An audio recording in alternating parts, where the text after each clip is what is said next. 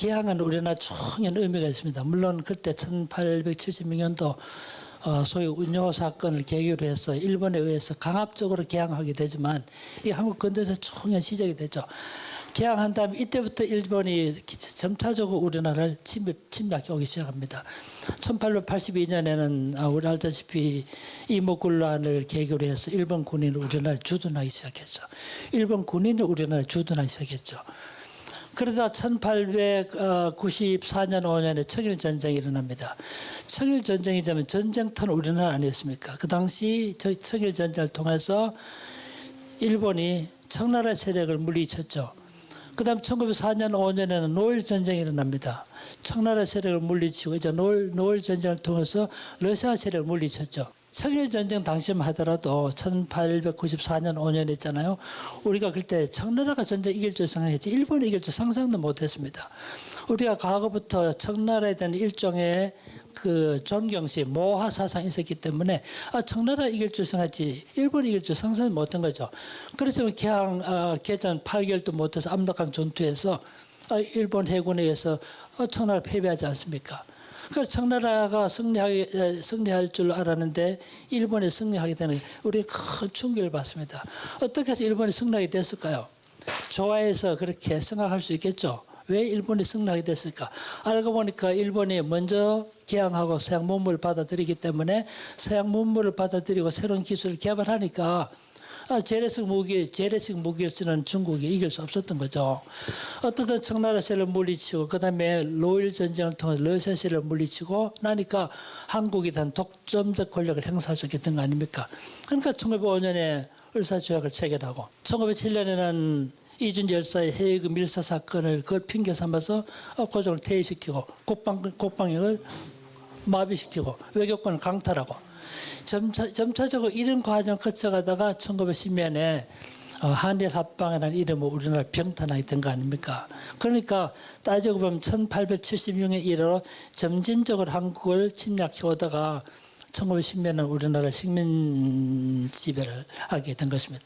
이렇게 돼서 518년입니까? 518년 동안 유지했던 이시왕조가 패망하고 이제 일제의 지배를 받게 된 것입니다. 일제 한국을 식민 지배하면서 한국 기독교에 대한 정책이 양면적 정책을 썼습니다. 한 가지가 일면 탄압, 일면 회유. 초기엔 한국 기독교를 회유해서 일제 협력하는 친일적 기독교로 변환시키는 그런 시도 많이 있었습니다. 예컨대 죄송한 말씀이지만 우리나라 중요한 기독교 기관에 후원금을 제준다든가 심지어 어떤 종파의 교회당을 건축할 때 후원해 준다든가 예컨대 이런 방식으로 해서 또 선교사를 해유한다든가 그러면서도 일본적 기독교를 한국에서 심기 위해서 일본적 기독교인 일본의 회중교회를 우리나라에 소개하려는 그런 시도까지 있었습니다. 이렇게 하다 중요한 변화가 1925년입니다.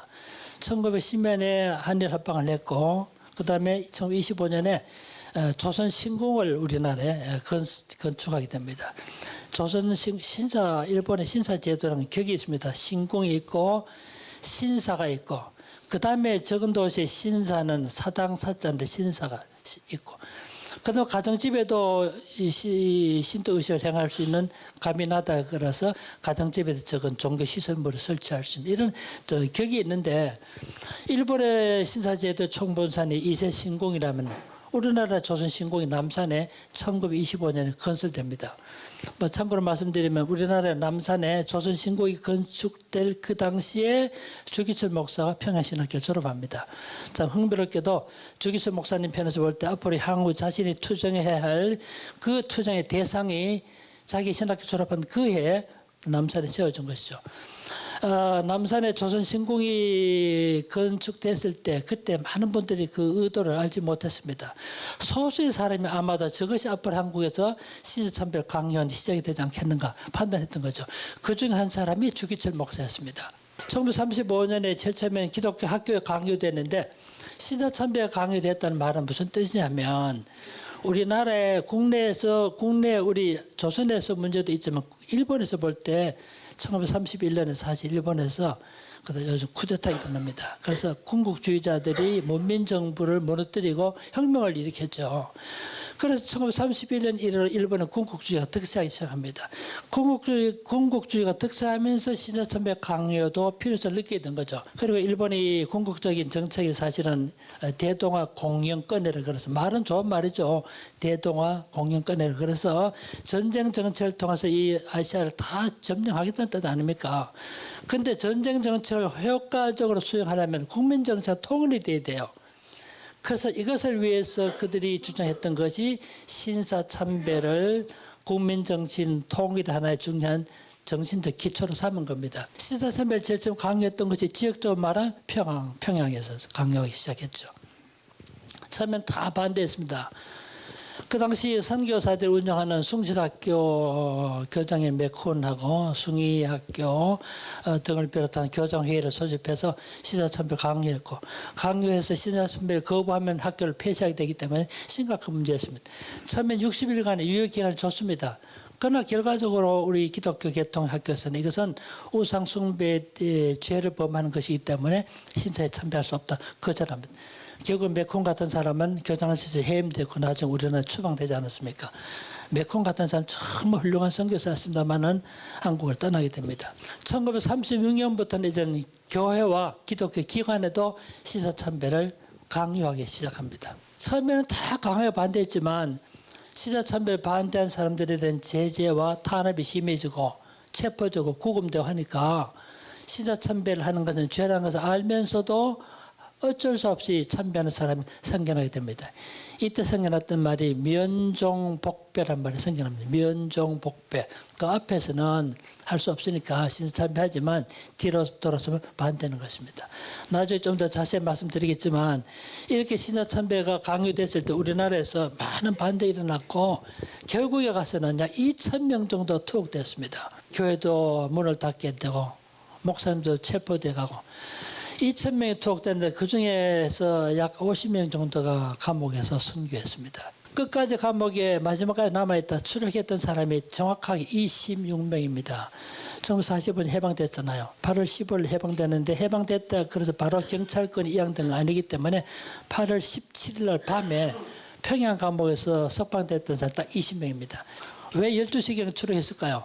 낮에 추록하면 신자들이 와가지고 환영하면 큰 소란이 일어날까 봐 일부러 다 잘 때 밤늦게 석방시켜 준 거죠. 그런데 일제가 한국을 식민지배하기 시작하면서 많은 새로운 법을 만들었습니다. 기독교를 탄압하기 위한 법령이 있죠. 예컨대 특히 법령 중에 조선 교육령을 비롯해서 개정사립학교법 등 1915년에 마지막으로 중요한 법이 만들어졌는데 기독교 학교를 탄압하고 학교 교육을 제한하기 위한 법령이었습니다.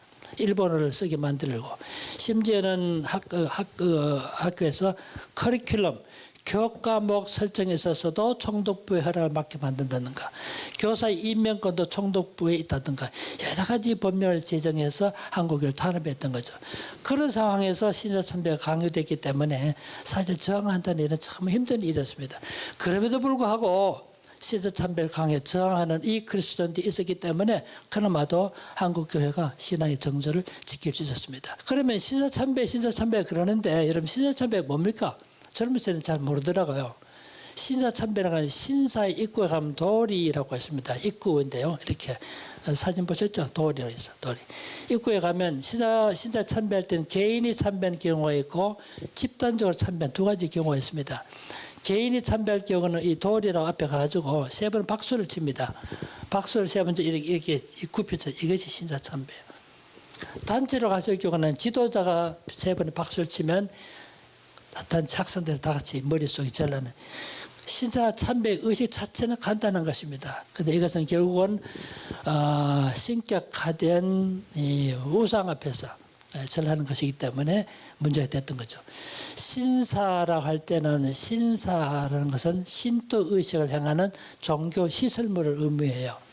신사라는 건 일본의 고래로부터 전파되고 있는 태양신을 믿는 민속 종교에다가 역대 천왕을 현인신, 인간의 몸을 가지고 나타난 신이라고 믿어서 이 양자를 동시에 섬기는 종교적 의식이 신사참배예요. 그래서 이 신사 참배가 강요되는데 우리나라에서 제일 처음에 신사가 세워진 것이 어디냐? 부산입니다. 금도비라 신이라 그래서 항해 때 항해 안전을 지켜주는 신을 섬기는 그것인데 영도산 신사로 개칭됐을 때 1901년이에요. 그래야 영도산 신사를 중심으로 해서 우리나라 신사 만들기 시작합니다. 그런데 일제가 1920년대 말부터 벌써 우리나라에 신사 참배를 강요 의도를 가지고 일면 일신사주의라 그래서 모든 면마다 신사를 건립하기 시작합니다. 1923년 당시에 큰 신사가 40개처, 그다음에 작은 사당이 77개처였는데 신사 참배가 강요되기 시작했던 1935년에는 큰 신사가 52개처, 작은 신사가 272개죠. 얼마나 많습니까? 여러분 해방 당시를 보십시오. 1945년 당시는 큰 신사가 79개죠. 작은 신사가 1062개죠. 이렇게 많은 신사를 건립하고 그 신사에 참배하게 만들었습니다. 신사 참배를 만들 때는 먼저는 그 당시 그 지역의 경찰서가 지역 교회 지도자들을 소집해서 시국 간담회를 개최합니다. 그리고 왜 신사에 참배해야 될 것인가 가르치고 훈계하기 시작합니다. 그렇게 해서 교회 지도자들에게 교인들을 데리고 신사 참배하도록 그렇게 강요했던 것입니다. 그것이 신사 참배인데 어떻든 신사 참배가 강요됐을 때 심각한 문제가 발생합니다. 제일 큰 문제는 학생들에게 강요하니까 학생들은 아무 힘이 없잖아요. 그러니까 학교의 지시에 따라서 참배를 만들고 그 다음엔 기독교 학교에까지 참배를 요구하게 됐던 것입니다. 문제는 이런 신사 참배 강요에 대해서 한국교회가 어떻게 반응했던가 하는 문제입니다. 장로교 보면 장로교는 그 당시 지금도 마찬가지지만 가장 중요한 주된 개신교 교파였는데 처음에는 강하게 저항했지만 일제 강요가 심각해지니까 급기야는 탄압을 이기지 못하고 타협하기 시작합니다. 1938년 2월 달인데요. 그해 9월 달에 장로교 총회가 신사 참배를 가결하게 되는데 가결하게 되는 9월 총회 있기 이전인 2월 9일에 가장 큰 노회였던 평봉노회가 제일 처음에 신사참배 압력이 굴복해서 노회 차원에서 신사참배 허용을 결의합니다. 이를 시작해서 1938년 9월 총회 이전까지 23개 노회, 그 당시 만주에 4개의 노회 있었기 때문에 그것까지 합치면 27개 노회예요. 27개 노회 중에 19개 노회가 일제 강요에 굴복했습니다. 물론 일제가 한국의 장로교를 하여금 신사참배에 굴복하게 하기 위한 여러 가지 전략적인 그런 정책이 있긴 했습니다만 어떻든 장로 총회마저도 신사참배 가결하게 되죠. 성결교회는 신사참배를 거부하고 싸웠지만 결국은 1943년 교단이 해체되고요. 침례교가 그때 사실 소수였지만 끝까지 저항했지만 역시 교단이 해체되는 그런 아픔을 경험하게 됩니다. 그렇다면 우리나라 왔던 그 선교부 입장은 어땠던가? 우리나라 선교부 중에 남장로교가 가장 강력하게 신사참배 거부했습니다. 그 당시 문제는 신사참배 강요를 신사참배를 국민의례로 볼 것인가 국민의식으로 볼 것인가 아니면 종교행위를 볼 것인가 양자 중 한 가지 이해했는데 남장로교 선교부는 신사참배는 명백한 종교행위로 봐서 엄격하게 금지했습니다. 남장로교 이렇게 강하게 나왔던 이유는 그 당시 풀톤이라는 분이 풀톤이 미국 남장로교 선교부 총무였는데 이분이 일본에서 출생했어요. 일본에서 출생했기 때문에 신사참배 본질이 뭔가를 너무 분명히 알고 있었기 때문에 토론은 여지없이 명백하게 거부했던 것입니다. 감리교 선교부도 한국의 감리교회 마찬가지로 신사참배를 수용했습니다. 우리나라에서 1898년부터 선교사를 파송했는데 1920년대 이전에 왔던 카나다 선교사들은 비교적 보수적인 인물들이었어요. 근데 카나다에서 1925년에 이 처치 유니온이 있었잖아요. 카나다에서 장로교, 회중교회, 감리교 합쳐집니다. 그래서 만들어진 것이 유나이티드 처치 캐나다 만들어지는데 이때를 계기로 해서 카나다 장로교가 아주 급격하게 자유주의화됩니다. 그래서 신사참배가 강요됐을 때 당시에 카나다 선교부의 주도적 인사들이 아주 진보적 인사들이기 때문에 사실은 이분들이 신사참배를 다 받아들입니다. 그래서 감리교나 카나다 선교부 이랬던 지역에서는 학교가 폐쇄되는 일이 없이 학교 교육을 계속했던 것입니다. 그 다음에 북장로교 북장로교 상당히 논란이 많았습니다. 나중에 북장로교는 신사참배를 거부하고 학교에 폐쇄하게 되지만 여기는 남장로교 영향이 컸어요.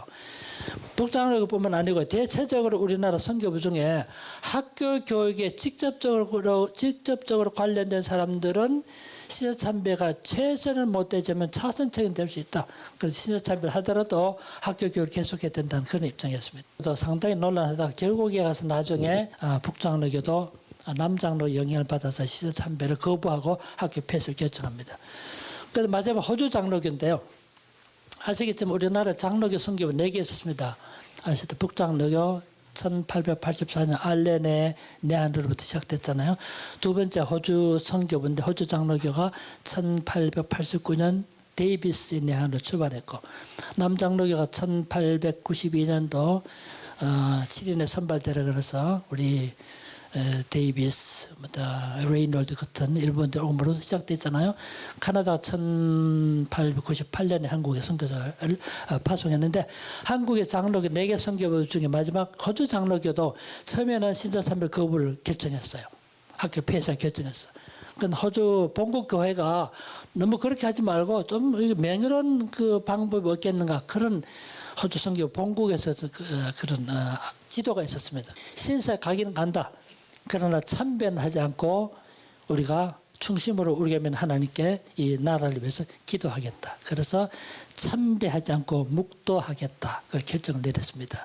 그런데 일본의 그 당시 경상남도 도경에서 인정해 줬어요. 처음에 2년 동안 그렇게 했습니다. 그런데 호주 선교부 문서에 보면 아주 재미있는 그림이 그려져 있습니다. 참배는 이렇게 그렸고요. 묵도는 이렇게 그렸습니다. 선교부 문서에 그런 기록이 나는데 2년 동안 그렇게 했습니다. 그러다 1938년에 일제가 더 이상 우리가 허용해 줄 수 없다. 완전한 참배를 요구했습니다. 그러다니까 호주 선교부가 도리어 강하게 반발해서 1939년도에 호주 선교부도 신사참배를 거부하고 학교 폐쇄하기로 결정합니다. 결국 따지고 보면 감리교와 그다음에 캐나다 장로교 말고는 학교를 폐쇄하게 됩니다. 어떤 이런 아픔을 경험하면서까지 한국교회가 신사참배를 거부하고 싸웠던 것입니다. 1938년 장로교 제27차 총회가 9월 9일 날 평양에서 개최됐습니다. 서문박교회에서. 그 당시 일본 경찰들의 위협 속에서 홍택기 총회장님이 위협을 느꼈든지 몰라도 신사참배안이 제기됐을 때 가하시면 예하시오 한 다음에는 부하시면 아니라 하시오라고 해야 되는데 부하시면 아니라 하시오라고는 말하지 않고 그냥 통과하기를 시킵니다. 그렇게 해서 강압이 한 것이라 할지라도 장로교도 제27차 총회에서 신사참배를 가결해야 되죠. 이때 참석했던 한부선 선교사를 비롯한 몇몇 선교사들이 불법이라고 회의 자체가 불법이라고 항의했습니다. 한부선 선교사님 살아계실 때 제가 그분이 직접 들었는데 일본 경찰에 끌려갔습니다. 끌려가니까 동료 선교사들이 브루스 캄베 그렇게 불렀다는 거예요. 어떤 이런 가운데 신사참배 가결되고 나서 성명서를 발표했는데 한번 보십시다. 아등은 이런 말은 우리는 뜻이죠. 우리는 신사는 종교가 아니요 기독교 교리에 위반하지 않는 본의를 이해하고 신사참배가 애국적 국가의식임을 자각하며 이에 신사참배를 솔선 여행하고 서로 격려해서 함께한다는 뜻이죠. 추위 앞으로 국민정신 총동원에 참가하여 비상시국하에서 총후 황국신민 천황의 백성으로서 적성 모든 정성을 다하기로 함. 이 말은 여기 총후란 말이 있지. 총후. 많은 분들이 말을 뜻을 모르더라고요. 총후. 총후가 무슨 뜻일까요? 한번 그대로 말하면 총 뒤에라는 뜻인데 이게 후방이라는 뜻입니다. 후방. 그 당시 싱가포르이 전방에서 내가 우리나라 부방. 그래서 이 총후란 말은 후방에 있는 천황의 백성으로서 모든 정성을 다하겠습니다. 그런 뜻인데 이렇게 성명서를 발표하고 바로 그때 평양 신사에 가서 장로교 목사님들이 노회장들이 23개 노회를 대표해서 평양 신사에 참배했습니다. 이게 한국 장로교의 굴욕의 시작이었고 그 후에 한국교회가 참 굴욕적인 사건을 발전해 가게 된 것입니다. 신사참배를 가결하고 나니까 어떻게 되겠습니까? 신사참배 반대 운동이 이전부터 있었지만 장로교 총회가 신사참배 가결하고 나니까 반대 운동이 더 거세게 일어날 수밖에 없게 된 거죠. 조금만 말씀드릴게요. 반대 운동이 크게 세 가지입니다. 첫째로는 개인적인 확신을 가지고 개인의 컨빅션을 가지고 신사참배를 반대하는 개인적인 반대가 있었고요. 또 한 부류는 조직적으로 개인의 힘은 너무 미약하니까 조직의 힘을 가지고 반대하자 이 조직적인 반대 운동이 있었고 세 번째로는 정계 여로에 신사참배의 부당성을 고지함으로써 정책적으로 이 문제를 해결하는 방법이 있었습니다. 이거를 김양선 우리 교회에서 교수님 이걸 합법적 방법을 그런 말을 했습니다만 세 가지 방법이 있었어요.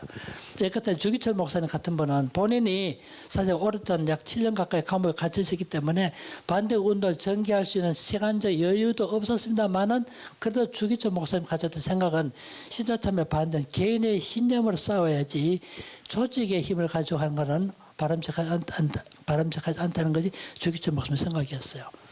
반면에 이기선 목사님과 한상동 목사 같은 분은 개인의 힘은 너무 미약하기 때문에 조직의 힘을 가지고 조직에 대항해서는 조직의 힘을 가지고 싸워야 된다는 것이 한상동 주기철 목사님 방법이었어요. 그래서 이분들은 신사참배 반대 운동을 무브먼트로 만들어 갔던 방법입니다. 우리나라에서 이 신사참배 죄에 대해서 한국교회 3번 취소하는 결정을 냈습니다. 1946년 6월 달에요.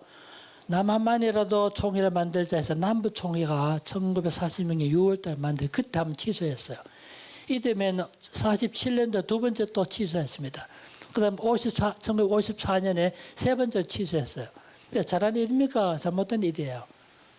물론 여러 번 취소할 수 있지만 이미 한번 취소했음에도 불구하고 두 번째, 세 번째 했다는 말은 스스로 이전의 취소가 만족스럽지 못했다는 사실을 인정했기 때문에 두 번째 취소, 세 번째 취소한 거거든요.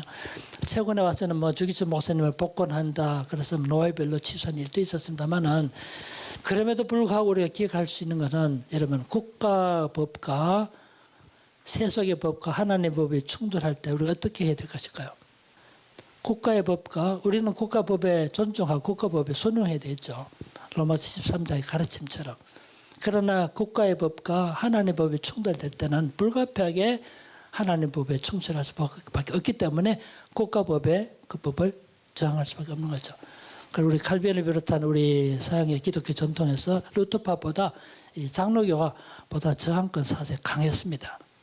세상의 법이 하나님의 법과 충돌될 때는 불가피하게 하나님께 충성할 수밖에 없기 때문에 국가법에 저촉될 수밖에 없는 거죠. 일제하에서 신사참배 강요라는 것은 우리들 신앙의 자유를 유린하는 것이었고 무엇보다도 신사참배는 우상숭배 강요였기 때문에 저항할 수밖에 없었던 거죠. 우리 시대에서도 똑같이 타협할 수 없는 그런 때는 하나님의 법에 순종할 수밖에 없다. 하는 사실을 신사참배 반대 사건을 통해서도 우리에게 교훈해 준다라고 볼 수 있겠습니다.